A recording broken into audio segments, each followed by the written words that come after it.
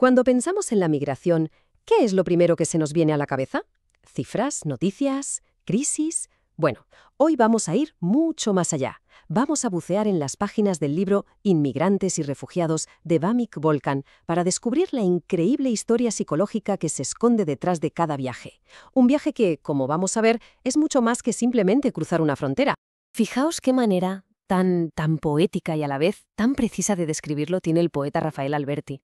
Migrar no es solo un desplazamiento físico, es sobre todo un desarraigo, una herida profunda, que con el tiempo puede que se transforme en algo nuevo, algo fuerte, pero que nunca olvida de dónde viene. Es el punto de partida perfecto para lo que vamos a explorar. 60 millones. Es una cifra que marea, ¿verdad? Es tan grande que casi se convierte en algo abstracto, un número sin más. Pero lo importante, lo crucial, es no perder de vista que detrás de cada una de esas cifras hay una persona, una historia. Una vida llena de pérdidas, sí, pero también de una esperanza tremenda. Vale, para entender todo este fenómeno vamos a seguir una especie de hoja de ruta. Empezaremos viendo el panorama general, luego nos meteremos en las razones para marcharse, el impacto emocional que tiene, cómo reacciona quien recibe y finalmente hacia dónde podemos caminar para construir algo mejor. Pues venga, arrancamos. Estamos ya tan acostumbrados a ver las imágenes en las noticias, barcas, vallas, campamentos, pero ¿qué hay realmente debajo de todo eso? ¿Qué fuerzas psicológicas, esas que no se ven, están moviendo las migraciones masivas de nuestro tiempo? Vamos a intentar mirar un poquito más allá del titular. A ver, esto es clave tenerlo claro. Que la gente se mueva de un sitio para otro no es para nada algo nuevo. De hecho, es una constante en la historia de la humanidad. Lo que sí ha cambiado, y de qué manera, son la velocidad y los motivos. Hoy en día las guerras, el cambio climático, las crisis, todo se ha acelerado y genera desplazamientos a una escala que no habíamos visto nunca. Pasamos entonces a la siguiente pregunta. ¿Qué lleva a una persona a tomar una decisión tan radical como es dejarlo todo? Y no es tan simple como buscar un futuro mejor. La realidad es una mezcla complejísima de presiones, de miedos y, por supuesto, también de sueños. Los sociólogos suelen hablar de dos tipos de fuerzas, como si fueran dos imanes opuestos. Por un lado están los factores de empuje, o sea, todo aquello que hace que tu vida sea insoportable y que básicamente te echa de tu casa. Y por el otro, los factores de atracción, que son las promesas, a veces un poco idealizadas, de una vida mejor en otro lugar. Son las dos caras de la misma moneda.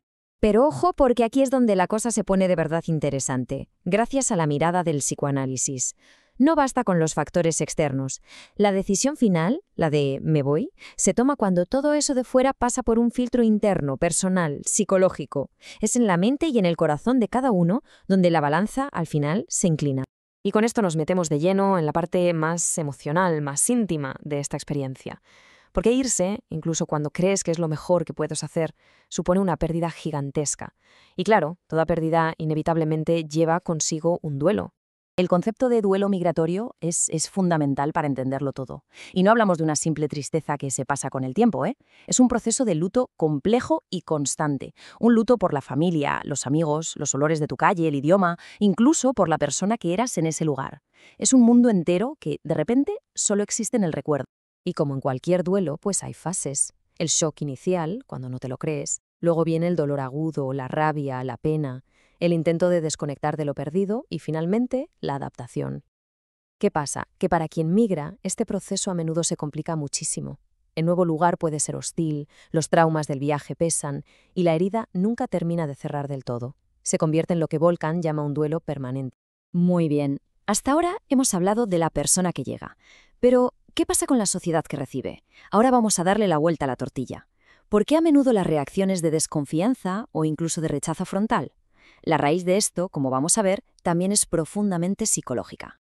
Es la pregunta del millón, ¿no? Y la respuesta no es tan simple como decir que es por la economía o por los recursos. Hay miedos mucho más profundos, a menudo inconscientes, que se activan cuando aparece el otro, el que es diferente. Mirad, en el libro cuentan una anécdota que es buenísima para entender esto. Un psicoanalista ve a los refugiados y siente una compasión enorme. Pero de repente ve a un chaval con un iPhone y, ¡zas!, siente un chispazo de rechazo. Y justo después una vergüenza tremenda por haberlo sentido. Es que en esa reacción tan contradictoria está todo, nuestra compasión, nuestros prejuicios y la culpa que nos genera darnos cuenta de que los tenemos. Para entender esa reacción, Volkan nos presenta el concepto de identidad de grupo grande. Es como la camiseta de tu equipo de fútbol. No conoces a los miles de aficionados que la llevan, pero sientes que sois de los mismos, que hay algo que os une. Es ese nosotros que nos da seguridad y pertenencia. Y claro, esa identidad, esa camiseta compartida, crea fronteras. Las líneas que vemos en los mapas se convierten en fronteras mentales. Y cuando alguien de fuera, alguien con otra camiseta, cruza esa línea imaginaria, a veces de forma totalmente inconsciente, saltan todas las alarmas. Se puede llegar a sentir como una amenaza a la pureza o a la unidad de nuestro grupo. Vale, hemos visto las dos caras de la moneda, la psicología de quien llega y la de quien recibe. ¿Y ahora qué hacemos con todo esto? ¿Cómo seguimos? Pues el objetivo no debería ser simplemente que quien llega se integre. Hay una idea mucho más potente y mucho más justa. Aquí es vital diferenciar dos palabras que usamos casi como sinónimos, pero que no lo son: integración e inclusión. La integración es básicamente un camino de una sola vía. Es decirle al que llega, ahora tienes que adaptarte a lo nuestro. Es asimétrico. La inclusión, en cambio, es un camino de ida y vuelta. Es reconocer que cuando dos culturas se encuentran, las dos se transforman, las dos se enriquecen, las dos crecen. Entonces, ¿cuál es la clave para llegar a esa inclusión real? Pues el primerísimo paso es la empatía. Intentar comprender el duelo tan profundo del que llega y a la vez ser honestos y reconocer las ansiedades y los miedos de la sociedad que lo recibe. Esa es la única base sólida sobre la que podemos empezar a construir algo juntos, reconociendo que los procesos psicológicos nos afectan a todos, a los de aquí y a los de allá. Y cerramos con este dilema tan potente que nos plantea el autor y que, la verdad, nos interpela a todos. En un mundo tan conectado, la migración nos pone un espejo delante y nos obliga a decidir.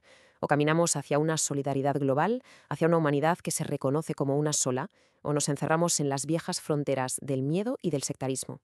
La respuesta, en el fondo, la estamos construyendo entre todos cada día.